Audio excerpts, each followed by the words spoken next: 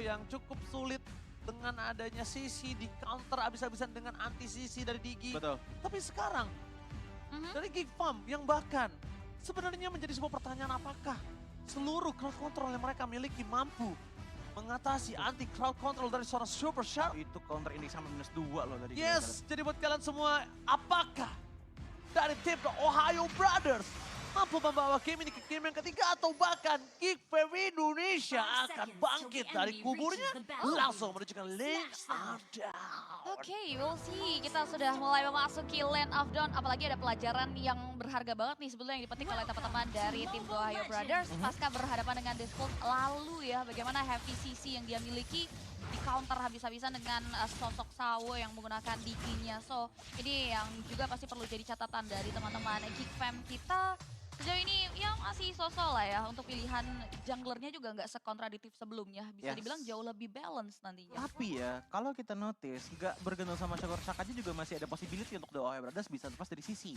Mortal Coil immune, ada Needles and Flowers, dan bahkan kalau kita ngelihat ke arah dari Hun-nya sendiri pun, ya seenggaknya dia masih bisa membalas sisi power lah dengan mengcopy Minion Fury. Terlalu banyak yang bisa netralisir itu dia dari The Ohio Brothers, dan kali ini teman-teman dari Geek Fam sudah mulai menunjukkan agresivitas mereka dengan melakukan invasi juga terhadap jungle pattern yang dimiliki oleh Best Player One dan mungkin milik dari sisi emblemnya.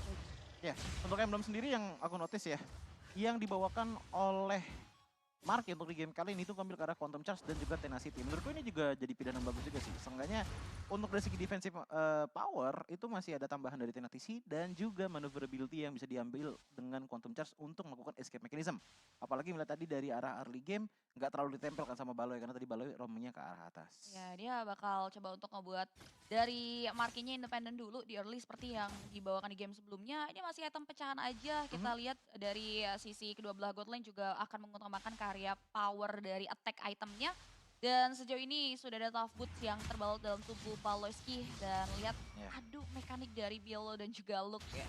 Dari early masih cukup sosok aja sih. Tapi 1 detik menuju turtle yang pertama. Oke, aku ada satu hal yang menarik kali ini dari The Ohio Brothers. Mereka karena mereka pede dengan ada Digi Hun, gak menggunakan Purify. Itu memang benar, itu adanya. Dan bahkan para pasukan dari The Ohio Brothers kali ini bakal coba memasak team fight dari depan.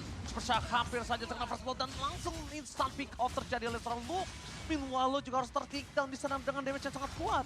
Tapi dengan retribution yang on point membuat Nile berhasil mendapatkan turtle-nya. Baloy harus mundur ke belakang. Damage dan juga pasif yang diberikan dan langsung depan sana Hun berhasil mempertahankan sedikit pergerakan dirinya. Tapi Nile tidak akan mau meninggalkan begitu saja. Dan Aboy gagal melakukan eksekusi. Karena Hun berhasil melakukan sedikit gocekan maut.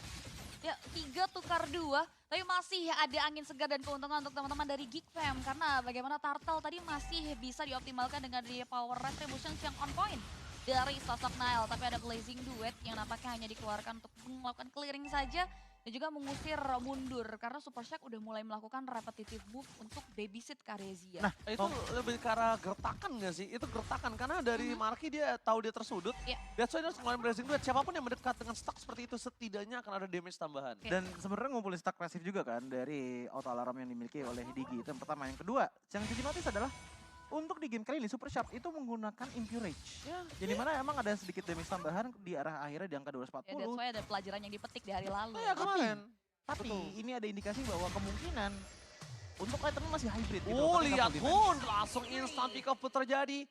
Kalau misalnya kita sempat sedikit bahas kenapa Hun tetap pakai flicker juga sebenarnya memang jawabannya adalah karena ada Digi. Cuma mengantisipasi pergerakan seperti itu, solo pick off yang terjadi, itu mungkin lebih mengkhawatirkan. Dan Purify bisa menjadi sebuah jawaban sebenarnya. Tapi balik lagi semua ke dalam fitmannya masing-masing. Iya ya, tentunya ya terkait bagaimana dari sosok pun juga bisa maksimalin posisinya di area sisi team fight. Ini pasti sudah dikalkulasi. Sejauh ini teman-teman dari Geek Fam ini memimpin dari segi goldnya juga yang menandakan bahwa mereka sukses untuk membawa karya early-nya ini mengarah karya mereka.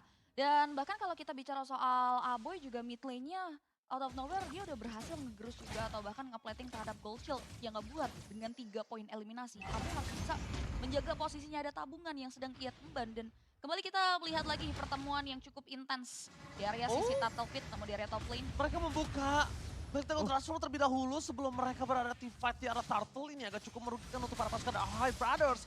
Baloyski berada di garis depan untuk mencoba melakukan trigger, tapi langsung ada Mystic Gas membuat para pasukan dari The Ohio Brothers mereka mundur ke belakang. Baleski seorang diri, tidak menemani, langsung ada sosok time turn yang telah dikeluarkan membuat The Ohio Brothers mereka kuat dalam team fight. Tapi nampaknya Moleskine menjadi korban keganasan dari tim The Ohio Brothers. Nile tampaknya melakukan takeover terhadap Turtle kali ini. Dan Nile berhasil mendapatkan takeover Turtle. Di belakang sana Special Mitigation berhasil mendapatkan sosok dari seorang Mielo. Beltricum yang tidak ada damage yang cukup besar. Setidaknya membuat The Ohio Brothers kali ini yang berada di posisi yang rugi. Dan itu adalah domino effect yang sangat-sangat terlihat jelas dengan menggunakan Black Dragon Form yang terlalu early.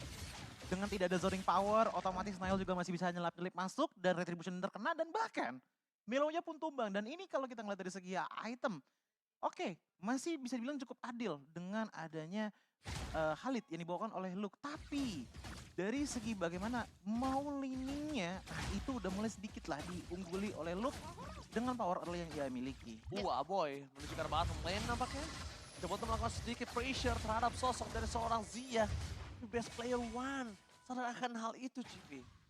Mereka langsung memilih untuk mundur lagi ke area belakang dan nggak mau memberikan respon untuk tim fight lebih jauh juga ya. Dan nampaknya Zia di sini bakal coba untuk dikasih untuk 2 wave minion yang di area sisi mid lane-nya, tapi belum mau terlalu into juga karena lihat ada loncatan dari sosok Nile yang hanya memberikan teori ancaman belaka.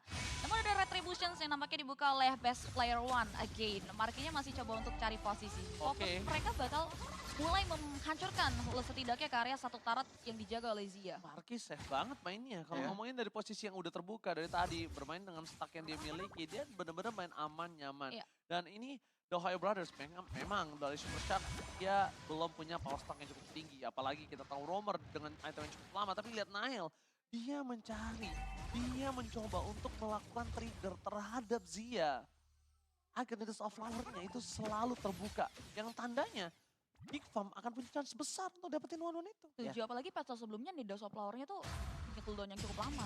Nggak cuma itu sih, kalau kita ngeliat dari segi pattern gerakan Geek Fam, Nile ini tipikal yang benar-benar ngambil resiko tinggi. Bahkan dia sering bawa chest yang ke depan sana dengan mengetahui bahwa Supershark masih hidup.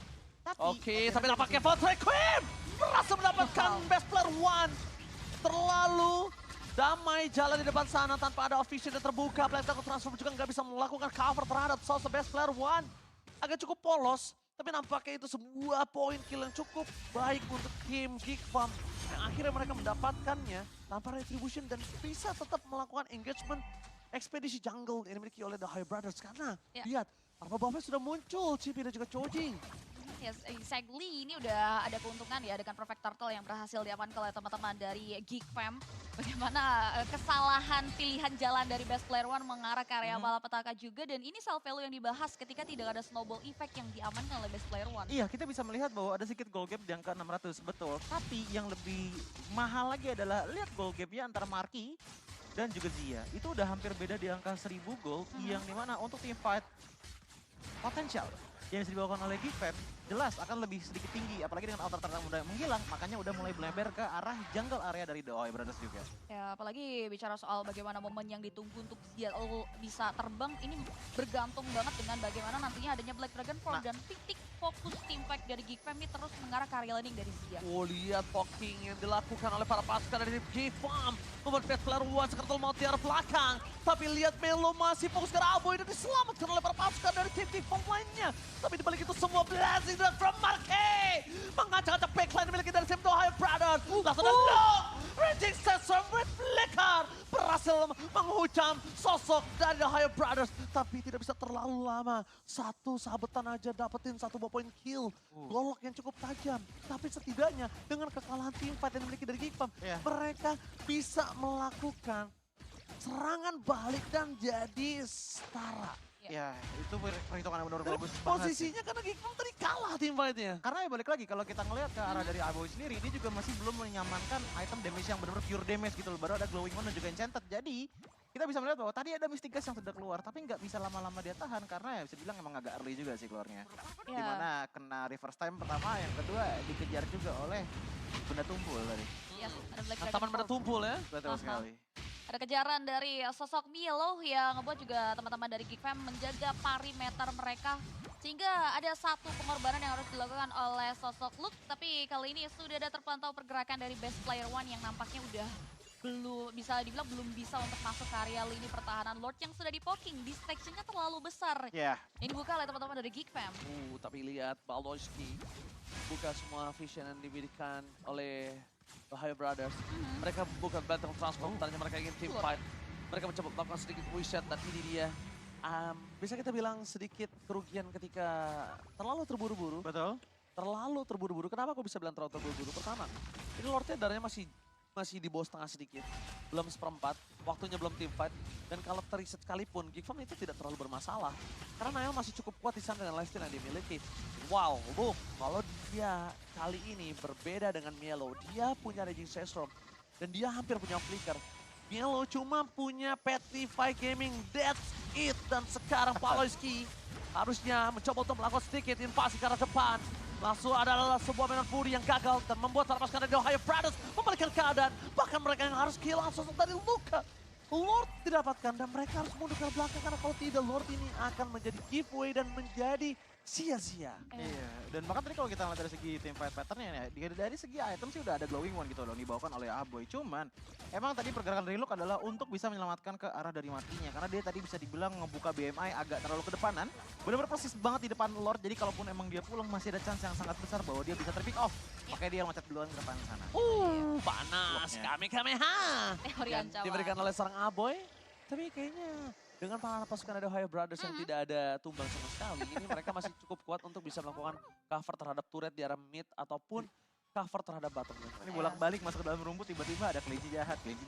Ya ini yang jadi job Dato sendiri pasti ya dari Super Shark untuk jadi informan juga dengan adanya time bomb yang dia tebar dan udah pasti Midland Outer akan berhasil diamankan oleh teman-teman dari Geek Fam. Ini akan sepaket juga dengan 2 inner turret yang tersisa. Dan mungkin kalau bicara soal base ya masih ada harapan untuk bisa di-clear oleh teman-teman dari The Ohio. Karena ini Lord yang masih cukup squeaky juga dan Geek Fam again. Mereka belum boleh untuk melakukan atau bahkan mengalami blunder. Karena ini bisa jadi titik balik sebetulnya teman-teman dari The Ohio. So menjaga perimeter untuk mundur lagi ke area belakang. Ini menjadi keputusan yang cukup bijak. Cuman satu hal yang jadi suka ya dari Aboy adalah walaupun dia menggunakan God untuk di game kali ini yang dimana hero grounding dan cukup berbahaya di depan Yuzong, tapi perhatiin deh, Aboy itu banyak banget nge-spam ya kan kayak misi projectile yang keluar ke depan sana untuk DPS-nya karena The Ohio Brothers. Jadi ngebuat di saat team fight pun The Ohio Brothers itu dengan tidak kondisi darah penuh dan selalu dilakukan dengan posisi menggunakan Infuriate yang dimana ngisi mananya juga. Jadi bisa dibilang dia sampai infinite lah bisa melakukan hal tersebut karena teman-teman dari The Ohio Brothers. Makanya kalau kita ngelihat dari segi itemization yang dibawakan oleh Geek Fam ini udah hampir komplit. Apalagi dengan Khalid yang full ke arah 3 item damage. Yang dicari adalah untuk burst damage menumbangkan ke arah bagian backline-nya dulu. Jelas, apalagi di arah belakang ada Hun yang dalam tanda kutip punya power yang bisa dibilang nggak terlalu panjang range-nya. Short range lah kalau untuk Valencia. Beda dengan adanya Abo yang bisa mantulin skill set yang dia miliki.